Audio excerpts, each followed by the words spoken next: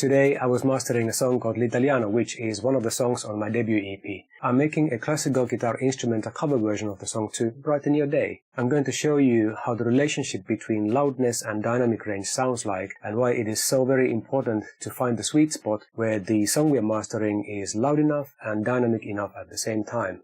One of the mastering considerations is how loud the song should be so it compares better to the other commercial releases out there. For example, when listening to the song on a playlist or on radio, it shouldn't sound much quieter or louder than the other songs out there. Another and perhaps even more important consideration is how dynamic the song should be, meaning how much there is variation between the loudest and the quietest sound in the song. Making the song louder will reduce its dynamic range and vice versa, so it is the mastering engineer's job to find the sweet spot between the two.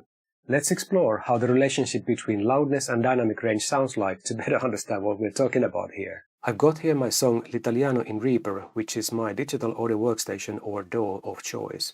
Here we have 3 versions of the song mastered at different loudness levels. The first one has the loudness of -14 LUFS, which is the normalization level of many streaming platforms such as Spotify and Deezer, just to name a few. Let's have a listen.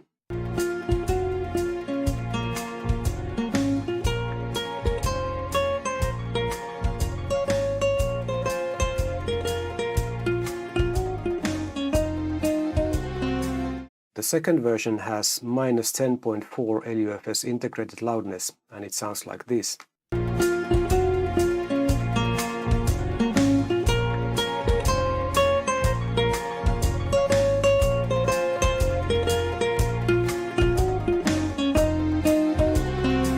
It sounds louder than the first one and a bit more packed, so to say, but not too bad in my opinion.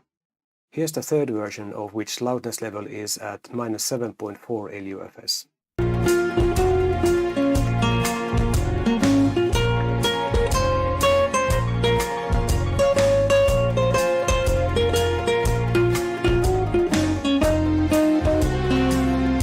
This is loud for sure, but now the dynamic range is so squeezed that the music is distorting and it sounds very unpleasant to my ear. Not very musical, just violent.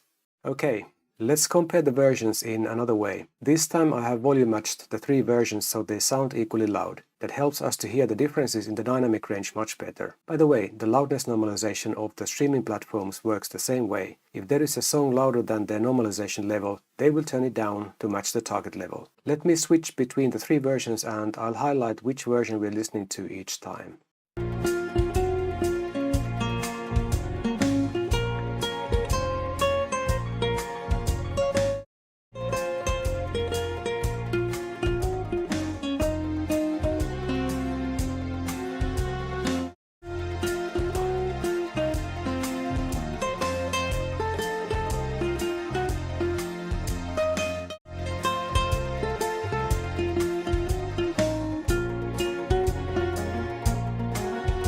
My mastering food for thought of the day is, given that the instruments sound good when played live with their full dynamic range, then shouldn't I try to retain that full dynamic range as much as possible when mastering?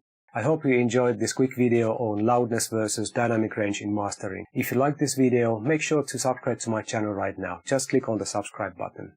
If you'd like to learn how to play the guitar in just 5 lessons, you'll find the online course and more on my website at jerry-music.com. I'm curious about your opinion. Which loudness version of the song you like the best? 1, 2, or 3?